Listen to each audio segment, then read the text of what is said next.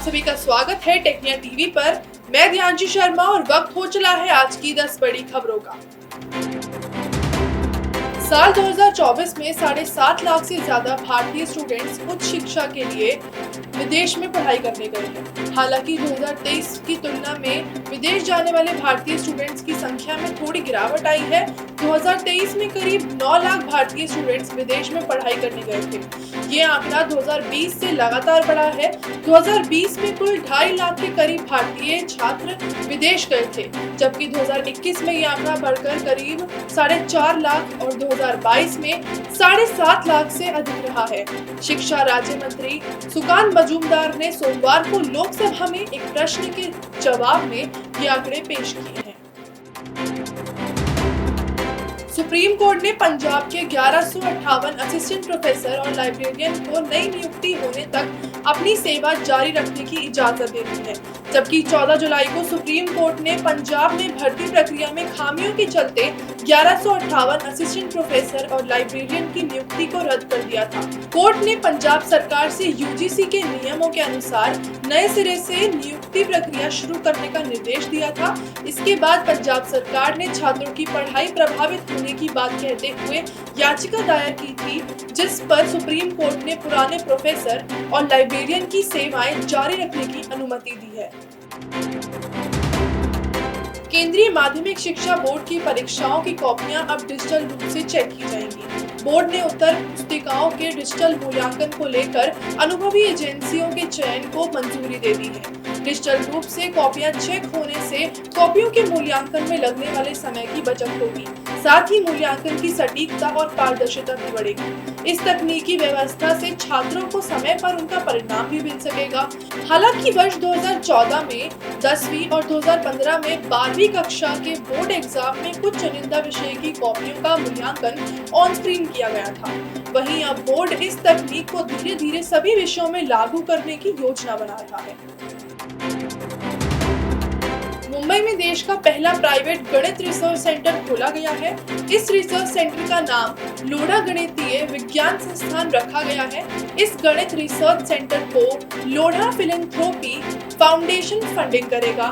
Field medal विजेता professor doctor मंजुल भार्गव को इस रिसर्च सेंटर की एडवाइजरी काउंसिल में शामिल किया गया है। मंजुल भार्गव इस संस्थान के सलाहकार होंगे। वो इस संस्थान के उद्घाटन कार्यक्रम का संचालन भी करेंगे। डॉक्टर भार्गव वर्तमान में प्रिंसटन विश्वविद्यालय में गणित विभाग में प्रोफेसर हैं। आईआईटी बॉम्बे ने सोमवार को महिलाओं के लिए एक विशेष कोर्स लॉन्च किया है।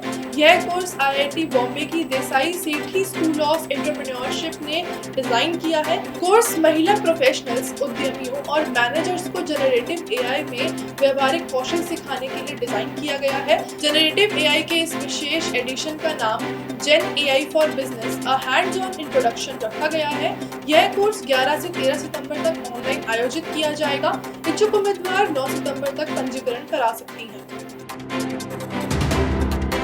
बॉम्बे हाई कोर्ट ने पर्सनल असिस्टेंट के पदों के लिए आवेदन आमंत्रित किए हैं। उम्मीदवार बॉम्बे हाई कोर्ट की आधिकारिक वेबसाइट के माध्यम से ऑनलाइन अप्लाई कर सकते हैं। आवेदकों के पास विश्वविद्यालय की डिग्री या उच्च न्यायालय में 8 से 10 वर्ष का अनुभव होना अनिवार्य है, जबकि लॉ की डिग्री वाले उम्मीदवारों को प्राथमिकता दी जाएगी। बॉम्बे हाई कोर्ट के पर्सनल असिस्टेंट पदों के लिए उम्मीदवारों की अधिकतम उम्र 38 वर्ष तय की गई है, जबकि आरक्षित श्रेणी के 43 वर्ष आयु तक के उम्मीदवार अप्लाई कर सकते हैं। राष्ट्रीय राजधानी दिल्ली में स्कूल शिक्षा अधिनियम 2025 लागू कर दिया गया है। दिल्ली के उपराज्यपाल विनय कुमार सक्सेना ने सोमवार को इस पर मुहर लगा दी है।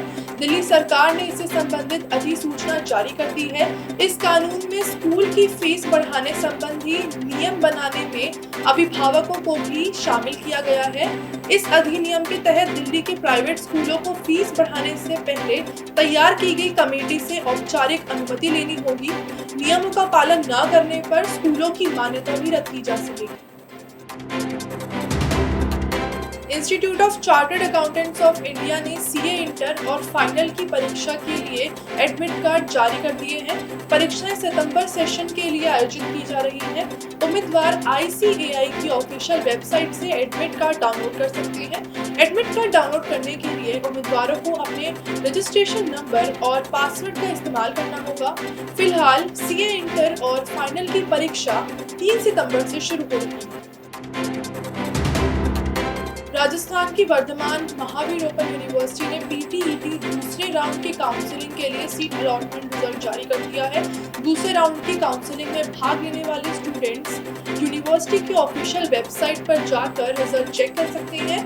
दूसरे चरण में जिन छात्रों को सीट अलॉट हुई है उन्हें निर्धारित तिथियों में संस्थान में रिपोर्ट कर एडमिशन प्राप्त करना होगा। एडमिशन के लिए 18 से 23 अगस्त तक फीस जमा की जा सकेगी।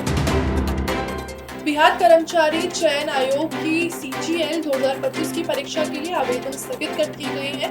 BSSC CGL 2025 की आवेदन प्रक्रिया को तत्काल प्रभाव से स्थगित किया गया है। अधिसूचना के अनुसार 15 अगस्त को मुख्यमंत्री के ऐलान के बाद आवेदन शुल्क में आवश्यक संशोधन के लिए प्रक्रिया स्थगित की गई है।